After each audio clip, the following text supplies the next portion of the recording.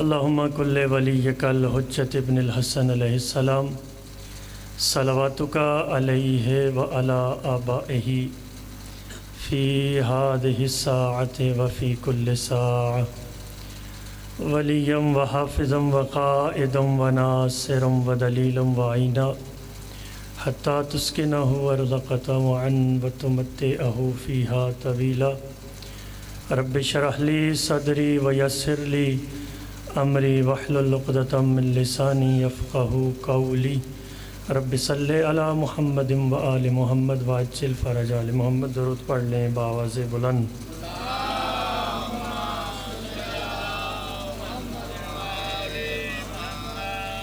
نعرہ تکبیر، نعرہ رسالت، نعرہ حیدری، حسینیت، یزیدیت، اہل بیت علیہ السلام کے دشمنوں پر لعنت، بآواز بلند صلوات۔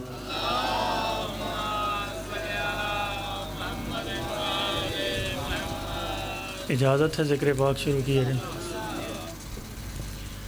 اعوذ باللہ من الشیطان الرجیم، بسم اللہ الرحمن الرحیم۔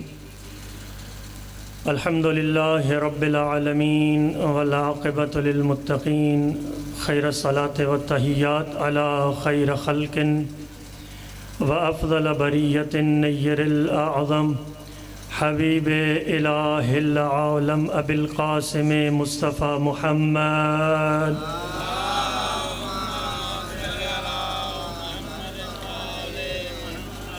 وعلی آلہ الطیبین الطاہرین المعصومین، لا سیما بقیۃ اللہ فی السماوات والارضین، ولعن الدائم علی اعدائہم ومنکر فضائلہم وغاصب حقوقہم اجمعین من الآن الی قیام یوم الدین۔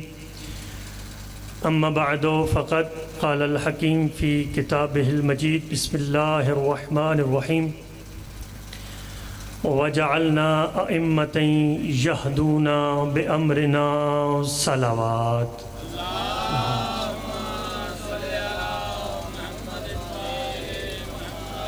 عزاداران مظلوم کربلا، موالیان ولی حق، محبان آل اطہار، سب سے پہلے آج کی اس مجلس کو آپ کی اور میری سانسوں کے مالک، وارث زمانہ، منتقم حقیقی، حجت دوراں، سرکار قائم آل محمد کی لاریب بے عیب دربار میں پیش کرتے ہیں اور دعا کرتے ہیں وہ جگہیں، وہ مکان، وہ مکین جہاں پر ذکر نواب کربلا برپا ہوتا ہے تا قیام قیامت آباد و شاد رہیں۔ پروردگار حاضرین کی توفیقات خیر میں اضافہ فرما، حاضرین کی حوائج شرعیہ کو پورا فرما، بانیان کا یہ پرخلوص اہتمام اپنی بارگاہ میں قبول و منظور فرما۔ میرے بھائیوں میں اتحاد اتفاق نصیب فرما کہ وہ اس ذکر کو تا ظہور امام زمانہ علیہ السلام قائم و دائم رکھ سکیں۔ پروردگار بیمار کربلا کی بیماری کا واسطہ جتنے بھی مومنین مومنات مریض ہیں، حاضرین میں سے جو مریض ہے، شفاء کاملہ و عاجلہ عطا فرما۔ جناب علی اصغر کی عزت و عظمت کا واسطہ جتنے بھی مومنین مومنات بے اولاد ہیں، حاضرین میں سے اگر کوئی بے اولاد ہے، صالح اولاد عطا فرما۔ سرکار کے ظہور میں تعجیل فرما، امام کی زیارت نصیب فرما، امام کے قدموں میں شہادت نصیب فرما۔ تمام دعاؤں کی قبولیت کے لیے بآواز بلند صلوات۔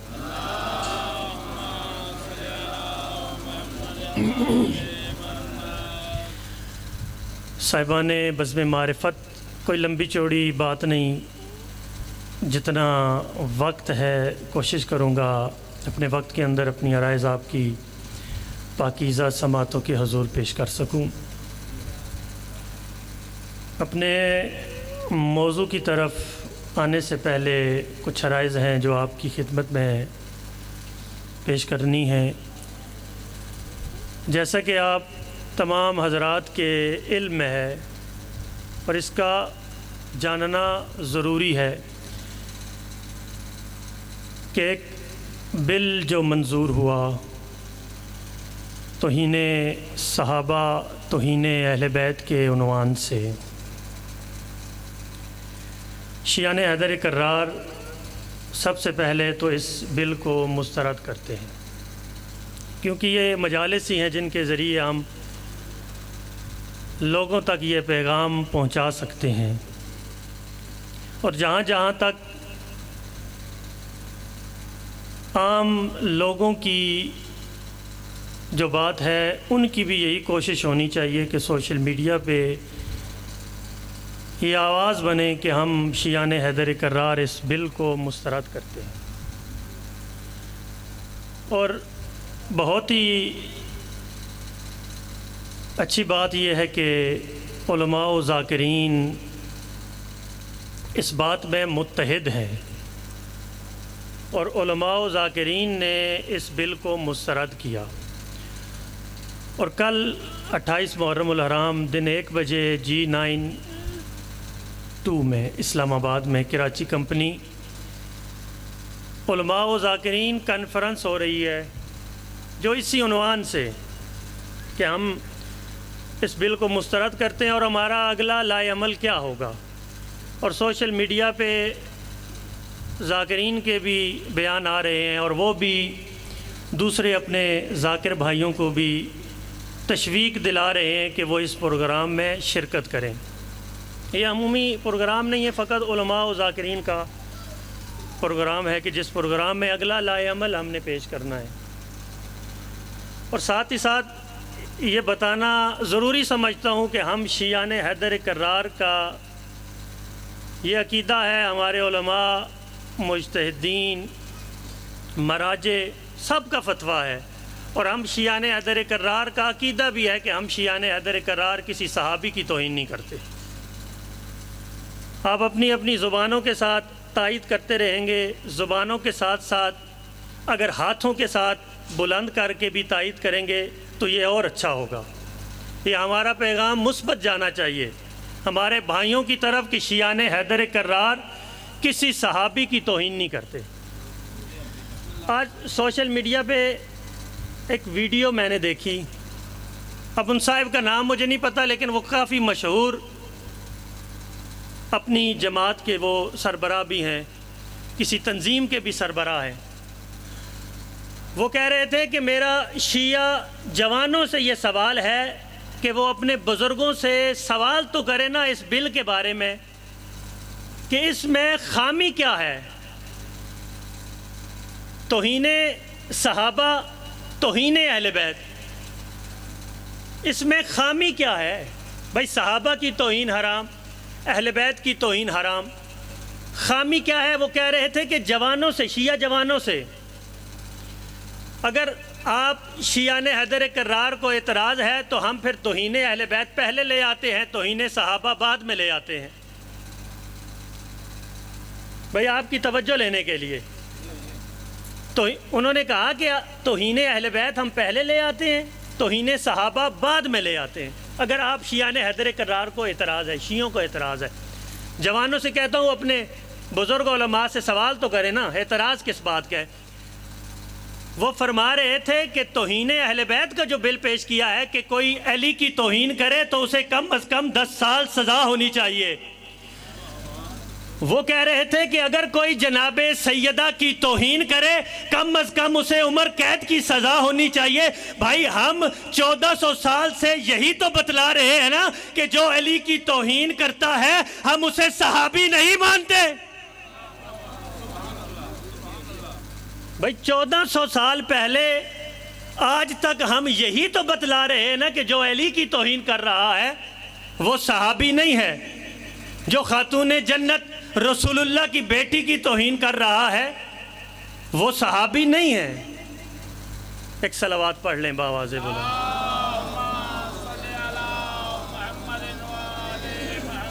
شیعان حیدر کرار کسی صحابی کی توہین کا منکر نہیں، کسی صحابی کی توہین کا ادعا نہیں کرتا، سوچ بھی نہیں سکتا، نہ توہین رسالت کا نہ توہین صحابہ کا۔ بھائی او صحابی، بھائی جو علی کی توہین کرے، خود انہوں نے کہہ دیا، بھائی جو علی کی توہین کرے اسے 10 سال قید۔ بھائی اس کا کیا کرو گے جس نے ممبر سے مولا علی کے خلاف گالیاں بلوائیں؟ اس کے بارے میں کیا کہو گے؟ تو ہم شیعہ حیدر کرار کا واضح عقیدہ ہے، اور جہاں تک میری آواز جا رہی ہے، ہم کسی صحابی کی توہین کے مرتکب نہیں ہیں۔ سرکار کائنات کے خالق کا ارشاد گرامی ہے کہ وَجَعَلْنَا أَئِمَّةً يَهْدُونَ بِأَمْرِنَا، کہ ہم نے انہیں لوگوں کا امام بنایا اور وہ ہمارے امر سے ہی لوگوں کی ہدایت کریں۔ بھئی توجہ ہے نا؟ ایک صلوات پڑھ لیں باواز بلند۔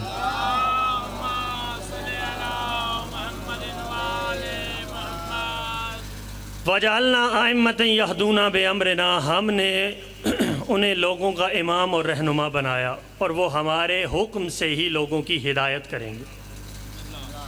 نماز ادا کرتے رہیں گے، نماز قائم کرتے رہیں گے، زکوٰۃ دیتے رہیں گے، اس لیے کہ وہ ہمارے عبادت گزار اور عابد بندے تھے۔ اللہ تبارک و تعالیٰ کی ذات اس آیہ مجیدہ میں ایک طرف تو انبیاء و مرسلین کی ذمہ داری کو بیان کر رہی ہے، دوسری طرف ان کی شان کو بھی بیان کر رہی ہے۔ ذمہ داری کیا ہے کہ ہم نے انبیاء و مرسلین کے اوپر ذمہ داری عائد کی تھی کہ وہ جا کے لوگوں کی ہدایت کریں، تو انہوں نے اپنی ذمہ داری کو پورا کیا، اور جب انہوں نے اپنی ذمہ داری کو پورا کر لیا تو پھر ہم نے انہیں عابدین کی سند سے نواز دیا۔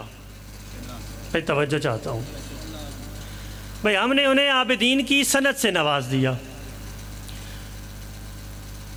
وہ زکوٰۃ دیتے رہے، نماز ادا کرتے رہے، اور یاد رکھیں زکوٰۃ دینے کے بعد، زکوٰۃ کا حکم دینے کے بعد، نماز کا حکم دینے کے بعد وہ عابد تو بن گئے، لیکن ہم نے انہیں امام نہیں بنایا۔ میں توجہ چاہتا ہوں، زکوٰۃ دے رہے ہیں، زکوٰۃ پہنچا رہے ہیں، نماز قائم کر رہے ہیں، لیکن عابد تو وہ بن گئے، لیکن ہم نے ان کی امامت کا اعلان نہیں کیا۔ پوری توجہ چاہتا ہوں، امامت کا ہم نے ان کا اعلان نہیں کیا۔ اور یہ کوئی دنیاوی منصب نہیں ہے کہ عبادت کے بعد، عبادت سے پہلے اللہ کسی کو منصب امامت عطا کر دے۔ بھائی، یہ عبادت کے بعد اللہ نے منصب امامت عطا کیا۔ اگر ان کی عبادت، منصب امامت اگر دنیا میں دیا ہوتا تو پھر ان کی عبادت کی شان کو ہم دنیا میں دیکھتے۔ اگر منصب امامت اللہ تبارک و تعالیٰ کی ذات نے وہاں دیا تو پھر شان عبادت بھی وہاں دیکھی جائے گی۔ بھائی توجہ چاہتا ہوں، اگر منصب امامت وہاں دیا تو شان عبادت بھی وہاں دیکھی جائے گی۔ جب ملا اعلیٰ کا ماحول ہوگا، عالم قدس کی فضا ہوگی، ہر طرف سناٹا ہوگا، موجودات کا دور دور تک پتہ نہیں ہوگا، خالق کا جلوہ ہوگا، ایک نور مجسم ہوگا جو خدا کی تسبیح بھی کر رہا ہوگا، جو خدا کی تحلیل بھی کر رہا ہوگا۔ سید الملائکہ جس کا شاگرد ہوگا وہ استاد ہوگا، سید الملائکہ جس کا شاگرد ہوگا وہ اس کا استاد ہوگا۔ وہ ملائکہ کے لیے طریقے معین کرے گا، ملائکہ اس کے نقش قدم پہ چلیں گے، دنیا والے اس کے نقش قدم پہ چلے نہ چلے، ملائکہ جانتے ہیں کہ صراط مستقیم ہے ہی اس کے نقش قدم پہ چلنے کا نام۔ صراط مستقیم ہے ہی اس کے نقش قدم پہ چلنے کا نام۔ بھائی توجہ چاہتا ہوں، اللہ تبارک و تعالیٰ نے منصب امامت، اللہ کی دو مخلوقات ہیں، ایک اللہ کے معصوم فرشتے انبیاء و مرسلین، اللہ کے نبی اور مرسلین، اور اللہ کے معصوم فرشتے، دونوں معصوم ہیں، دونوں میں نہ خطا کا امکان نہ غلطی کا امکان۔ فرشتوں میں بھی نہ خطا کا امکان نہ غلطی کا امکان، نہ انبیاء میں خطا کا امکان نہ غلطی کا امکان۔ لیکن ایک کو اللہ تبارک و تعالیٰ نے اپنے منصب امامت کے لیے چن لیا اور دوسروں سے کہا کہ تمہاری تسبیح اپنی جگہ پہ، تمہاری تحلیل اپنی جگہ پہ، تمہاری اطاعت اپنی جگہ پہ، تمہاری بندگی اپنی جگہ پہ، لیکن اس منصب امامت کے لیے تم اہل نہیں ہو۔ ہر عبادت گزار اور ہر معصوم فرشتہ اس منصب کے لیے اہل نہیں ہے۔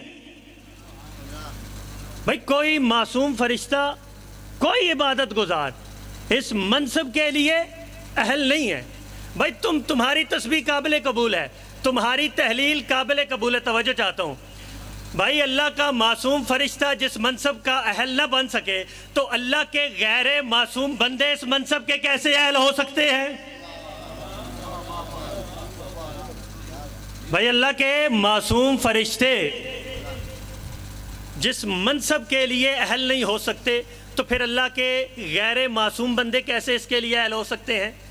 تو پروردگار کہے گا میرے معصوم فرشتوں، تمہاری تحلیل اپنی جگہ پہ، تمہاری تمجید اپنی جگہ پہ، تمہاری تسبیح اپنی جگہ پہ۔ بھائی پریشان تو نہیں ہوگے نا؟ تمہاری تسبیح اپنی جگہ پہ، تمہاری تحلیل اپنی جگہ پہ، لیکن تم اس منصب کے لیے اہل نہیں ہو۔ تمہارا کام فقط اتنا ہے کہ جب میں آدم میں روح پھونک دوں، جب آدم کا پیکر بن جائے تو تم سب کے سب آدم کے لیے سجدے میں جھک جانا۔ تم سب کے سب آدم کو سجدہ کرنے کے لیے جھک جانا، تب پتہ چلے گا کہ تمہاری اطاعت کس معیار کی ہے۔ بھائی توجہ چاہتا ہوں، تب پتہ چلے گا تمہاری اطاعت کس معیار کی ہے۔ کیا تمہیں منصب کا کوئی ہوس ہے، منصب کی کوئی لالچ ہے، یا میری بندگی تم کرنا چاہتے ہو، میری اطاعت کرنا چاہتے ہو؟ تو اگر میری اطاعت کرنا چاہتے ہو تو جب میں آدم میں روح پھونک دوں تو آدم کو سارے کے سارے سجدہ کر دینا۔ تو قرآن کہتا ہے کہ سارے ملائکہ نے سجدہ کیا، تو کس نے نہ کیا؟ ابلیس نے۔ بھائی ملائکہ نے سجدہ کیا، وہ ساجدین کہلائے۔ بھائی جملہ آپ کی قیمتی سماعتوں کے حضور پیش کرنے جا رہا ہوں۔ ملائکہ نے سجدہ کیا، وہ ساجدین کہلائے۔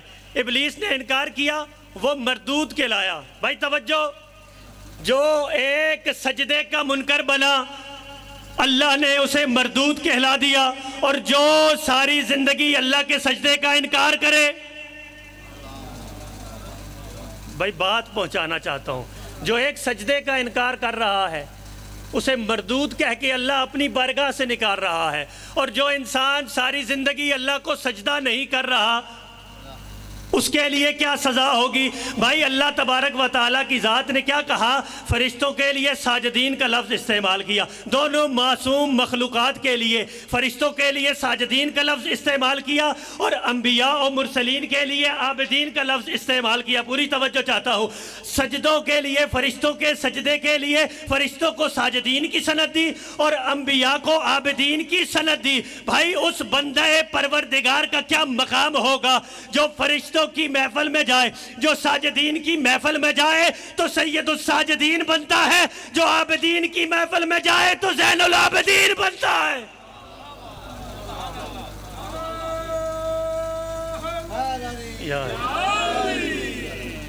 اس ہستی کی کیا اہمیت ہوگی،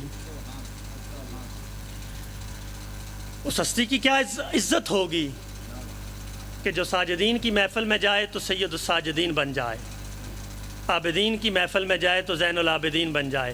کسی نے میرے مولا سے کہہ دیا نا کہ اے میرے آقا، آپ اتنی عبادت اللہ کی کرتے ہیں، آپ اتنی اللہ کی عبادت کر رہے ہیں، اللہ کی اطاعت کر رہے ہیں، آپ سے زیادہ بھی کوئی ہے جو اس کائنات میں عبادت کر سکے؟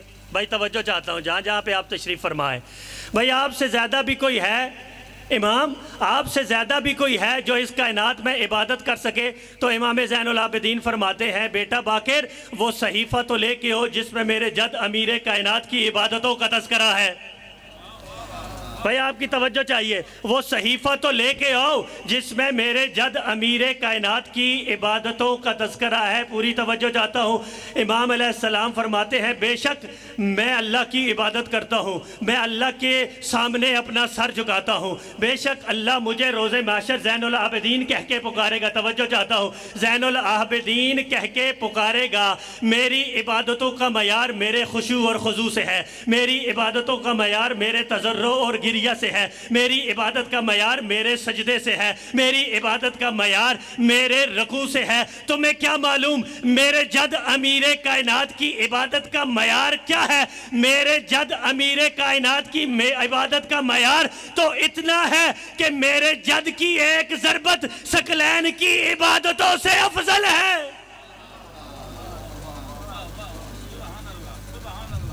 میرے جد کی ایک ضربت ثقلین کی عبادت سے افضل ہے۔ ثقلین جنوں انس کو کہتے ہیں۔